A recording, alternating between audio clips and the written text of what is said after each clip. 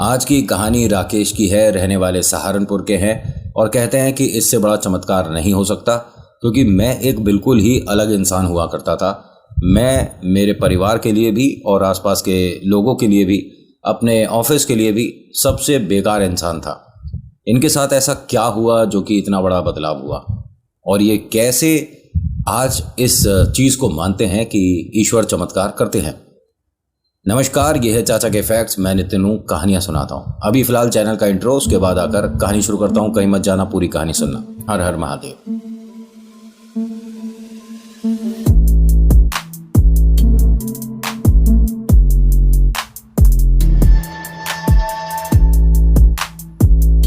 जैसा मैंने बताया कि आज की कहानी राकेश की है। ये रहने वाले सहारनपुर के हैं और एक अच्छी खासी कंपनी में काम कर रहे हैं। जॉब पर लगने से पहले भी और अभी फ़िलहाल भी इनका थोड़ा सा नेचर मतलब आर्ग्यूमेंट करने वाला है। दिन नहीं दोपहर हो रही है, दोपहर नहीं शाम हो रही है। अरे मैंने बोल दिया ना ये मोटरसाइकिल इतनी एवरेज देती है। अरे मैंने बताया ना कि इस कंपनी का प्रोजेक्ट ऐसा रहेगा। मतलब ये उस तरह का इंसान था जिसे पता तो कुछ नहीं, लेकिन पता सब कुछ है। समझ रहे हो? आपकी भी फैमिली में ऐसे बहुत सारे लोग होंगे, रिलेटिव होगा कोई ना कोई ऐसा, जिससे जिस बारे में पूछो उसे उसके बारे में नॉलेज होती है। भले ही पता कुछ नहीं हो, लेकिन बताएंगे ज़रूर। ऐसे हर जगह मिल जाते हैं। और अगर रिलेशन में नहीं होगा तो कोई ना कोई फ्रेंड सर्कल में ऐसा ज़रूर होगा जिसे ब्रह्मांड की एक एक बात की नॉलेज है। कुछ भी पूछ लो, स्विमिंग कैसे होती है, ठीक है, स्नूकर की जो स्टिक है वो कितने वज़न की होती है, बिलियर्ड्स में कितनी बॉलें होती हैं, और क्रिकेट में जो प्लेयर पहनते हैं वो सॉक्स कितने ऊंचे होते हैं। अरे सब पता है इन्हें। इन्हें तो ये भी पता है कि जलेबी आखिर गोल क्यों होती है, जबकि इसके बारे में तो बड़े बड़े मौसा जी भी बात कंफर्म नहीं कर पाए हैं। उनके पास भी सॉल्यूशन नहीं है, इसके पास होता है। राकेश एक अजीब सा प्राणी है। पूरी सोसाइटी, कॉलोनी, आसपास के लोग इससे थोड़े दुखी रहते हैं। चलो वो तो पराए हैं, उनसे क्या मतलब, लेकिन फैमिली वाले भी दुखी रहते हैं। मम्मी पापा से भी बहस करने लग जाता है। बड़ी दीदी हैं, शादी हो चुकी हैं, जब जीजा जी घर आते हैं तो उनसे बहस करने लग जाता है। छोटी बहना है, उससे बहस करना, मतलब इसे तो बस अपना मुंह खोलना है और सामने वाले से आर्गुमेंट करना है। ये किसी भी बात पे बहस करने लग जाता है। और देखिए, एक ना एक जगह जाकर कोई ना कोई शेर को सवा शेर मिल जाता है, और जिसे जो सवा शेर मिले और वो बालाजी का भगत भी निकल जाए तो थोड़ा मामला करारा हो जाएगा। होता क्या है कि एक बार घर वालों के बहुत ज़्यादा जोर देने की वजह से ये हनुमान मंदिर चला गया। और वजह पता क्या थी? कंपनी वाले इसका प्रमोशन कर रहे थे। अब पता नहीं काम इतनी बहस के बाद भी कैसे कर लेता है, क्योंकि जो सिर्फ आर्गुमेंट खेलता है ना, उसके पास काम करने की फुर्सत नहीं होती, पढ़ाई नहीं होती, अपने काम पर ध्यान नहीं दे पाते। लेकिन ये भी कह सकता हूँ कि कंपनी इसे यहाँ से दिल्ली इसलिए भेज रही है कि भैया यहाँ का माहौल ठीक हो जाए। घर वाले खुश हैं जा रहा है, घर वाले खुश हैं। उनके भी खुशी का कारण यही हो सकता है। लेकिन उन्होंने क्या कहा इसे कि देख, अब तू दिल्ली रहेगा, वहाँ पर थोड़ा लोगों से संयम से बात करियो, थोड़ा अपने नेचर को बदलने की कोशिश कर। कल को ब्याह होगा, पूरे दिन तू दुल्हनिया से आर्गुमेंट ही करता रहेगा। मतलब समझ ले, थोड़ा बदलना ज़रूरी है। उसने कहा मुझे बदलने की ज़रूरत क्या है? बदलाव ठीक है, होना चाहिए, लेकिन जब होना चाहिए, जब बदलाव की ज़रूरत हो। यहाँ क्या ज़रूरत है? मेरे अंदर इतना ज़्यादा टैलेंट है तो मैं क्या करूँ? पिता ने कहा कि प्रभु एक बात बताएं आपको, आपके अंदर दुनिया भर की जो नॉलेज है ना, हम मान सकते थे कि आपको नॉलेज, अगर आपने कुछ किताबें पढ़ी होती। आपने अपने स्कूल की, कॉलेज की किताबें ढंग से नहीं पढ़ी तो ब्रह्मांड की नॉलेज आपको कहाँ से है? हर चीज़ में तेरे को घुसना ज़रूरी नहीं होता है। अच्छा तो आप क्या चाहते हो, मैं कल ऑफिस के लिए नहीं जाऊँ? मुझे कमरा देखने जाना है और आप मुझे मंदिर भेज रहे हो? अरे बेटा, आज मंगलवार है, हनुमान जी का इतना बड़ा दिन होता है, वहाँ जा, प्रसाद चढ़ा, माथा टेक, ईश्वर से कहे कि मुझे सद्बुद्धि दो। मुझे सद्बुद्धि क्यों? मेरे पास क्या बुद्धि नहीं है? बेटा तेरे पास जो है ना वो एक्स्ट्रा है। भगवान जी इसमें से जो काम की नहीं है ना वो वापस ले लेंगे, तो तेरे अंदर जो बुद्धि बचेगी उसका थोड़ा तू सदुपयोग कर पाएगा। ये आप मेरी बेइज्जती कर रहे हो क्या? नहीं, हम कौन होते हैं बेइज्जती करने वाले? बेइज्जती भी तो वहाँ हो सकती है ना जहाँ कोई इज्जत हो। हाँ ये बात तो ठीक है। तो मुझे कौन से मंदिर जाना है? कौन से हनुमान जी के मंदिर जाऊँ? हमारी सोसाइटी में तो यहाँ 3 मंदिर है। बेटा जहाँ तेरा मन करे तू वहाँ चला जा, आशीर्वाद तेरे को हर जगह से मिल जाएगा। तो प्रसाद घर भी लाना है? हाँ बेटा, प्रसाद चढ़ाकर घर भी लाना है, सबको बांटेगा नहीं घर में। और आज दीदी और जीजा जी भी आ रहे हैं। अच्छा, तो थोड़ा सा ज़्यादा ले आता हूँ, सब लोग आराम से खा लेंगे। बेटा पेट भरने के लिए भंडारा नहीं लाना है, प्रसाद लाना है। अगर एक एक बूंदी भी मिल जाएगी तो भी बहुत है, जितना चाहे तू उतना ले आ, बस ईश्वर के सामने माथा टेका। अब ये भाई साहब जब हर जगह बहस करने वाले थे तो ये मंदिर में भी एक से उलझ गए।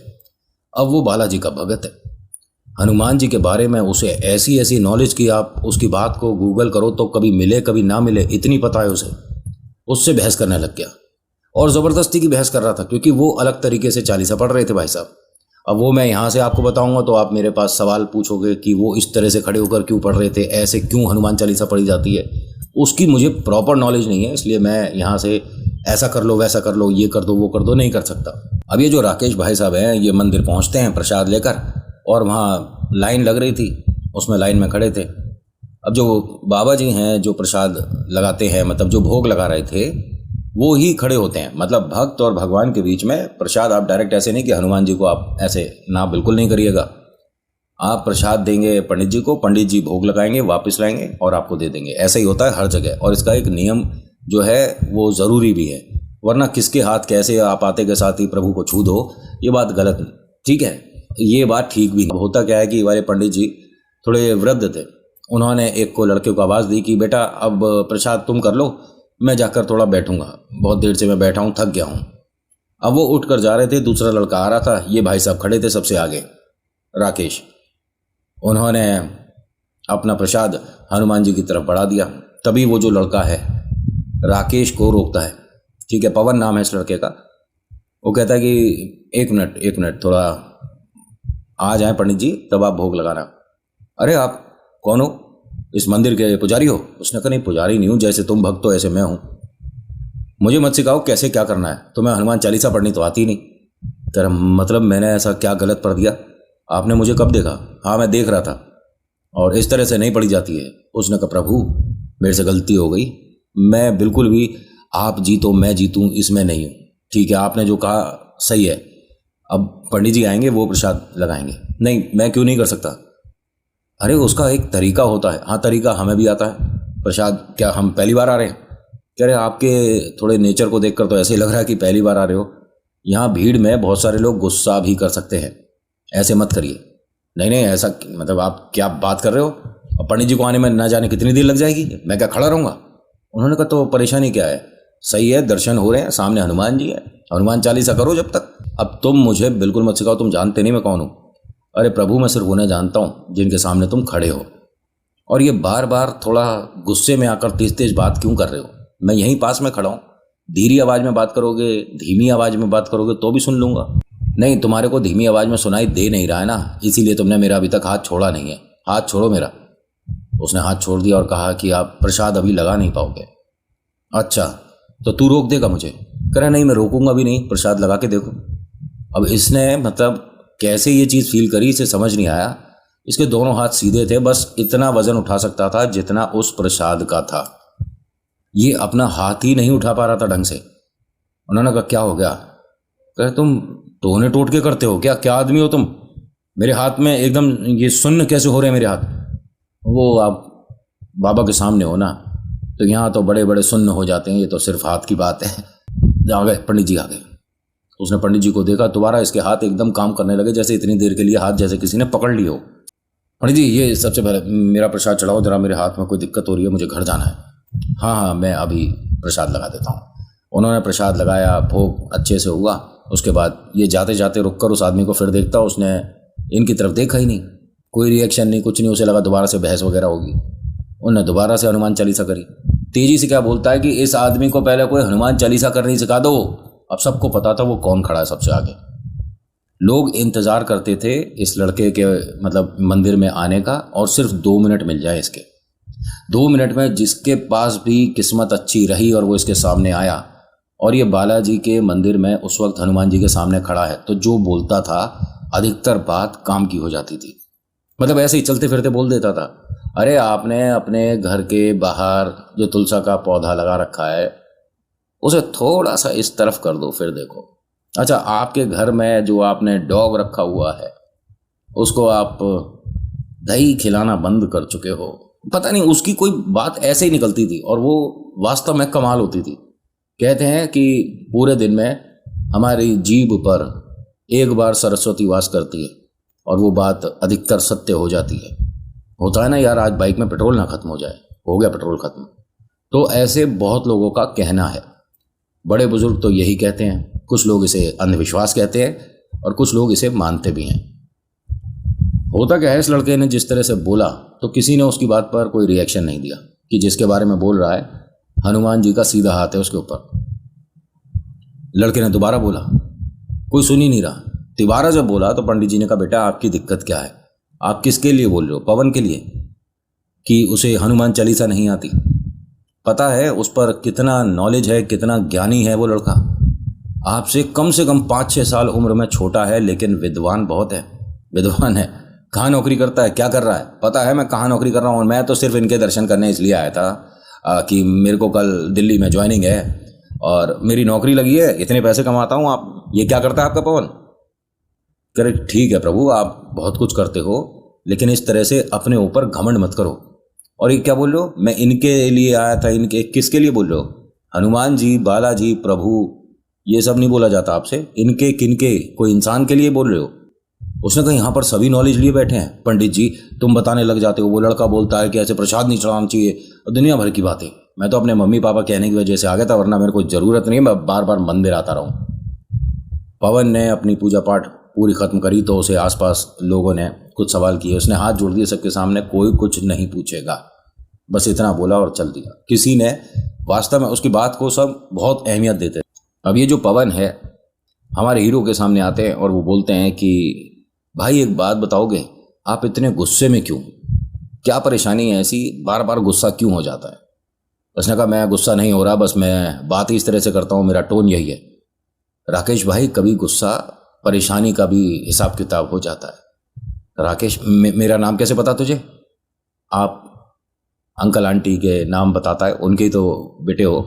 बड़ी दीदी है, एक छोटी बहना है, और आपके घर में अम्मा बाबूजी भी कुछ दिन के लिए आए थे। अभी वो कहाँ हैं?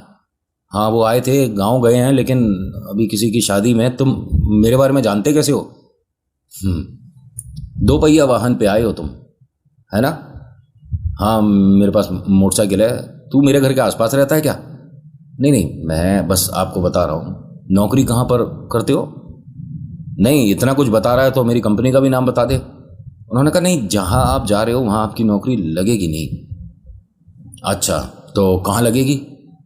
ये मैं नहीं कह सकता, लेकिन कल आप जहाँ के लिए बोल रहे हो ना कि वहाँ ज्वाइनिंग है, नहीं होगी। अच्छा, फिर कहाँ होगी ज्वाइनिंग, ये भी बता दो। कहीं नहीं, आप तो मुझे यहीं दिख रहे हो। अच्छा, यहीं खड़ा हूँ तो यहीं दिखूंगा? नहीं नहीं, आप नौकरी यहीं इसी शहर में करोगे। मैं कल जा रहा हूँ, मेरा बस कल जाकर देखना है कि कौन सा कमरा लेना है। कंपनी वगैरह सब तय हो चुकी है, तनख्वाह तय हो चुकी है, पैसे तय हो चुके हैं, लेटर मिल चुका है।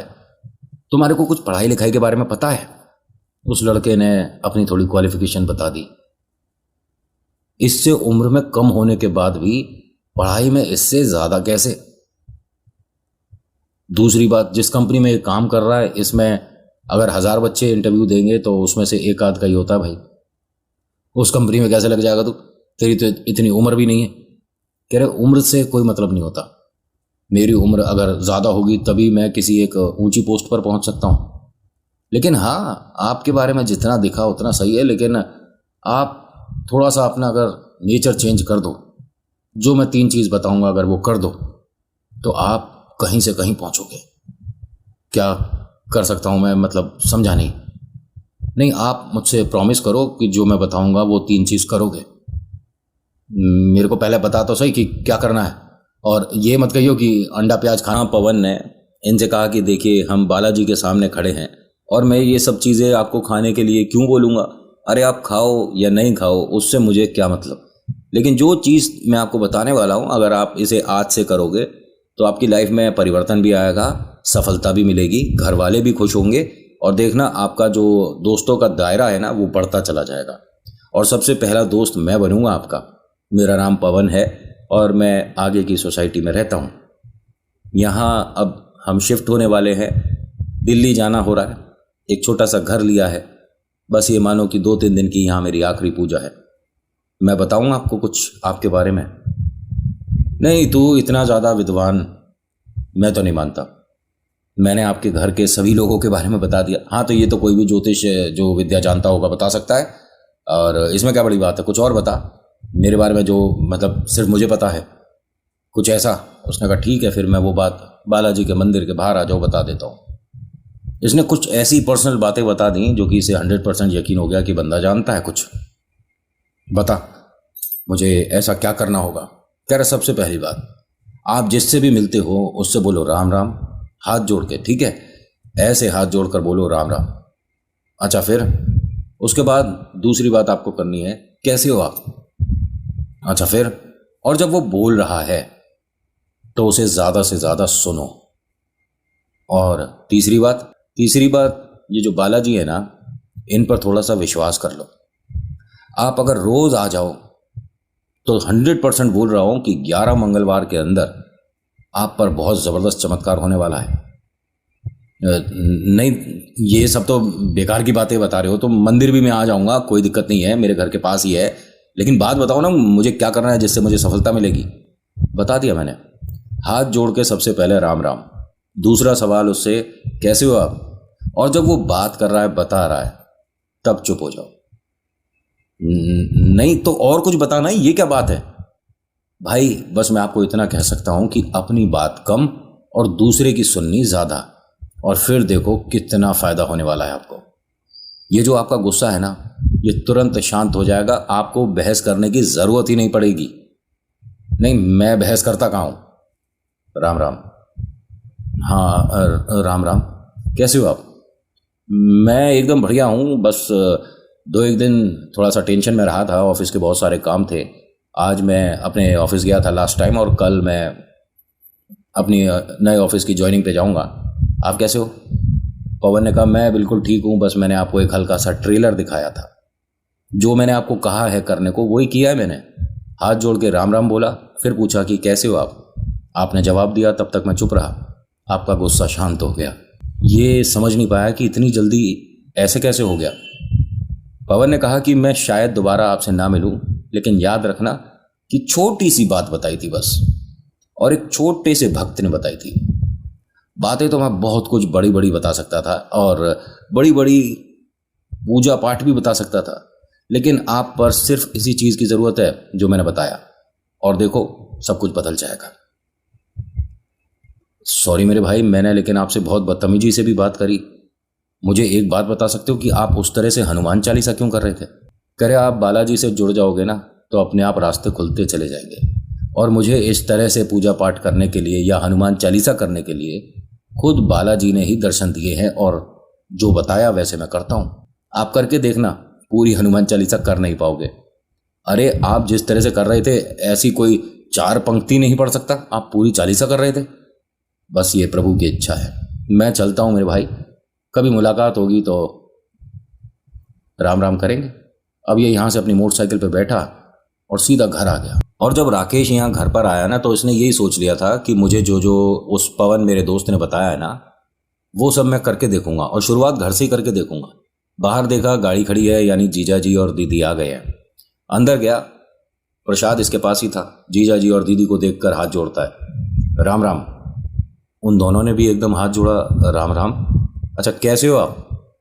उन्होंने फिर अपनी बातें बतानी शुरू करी।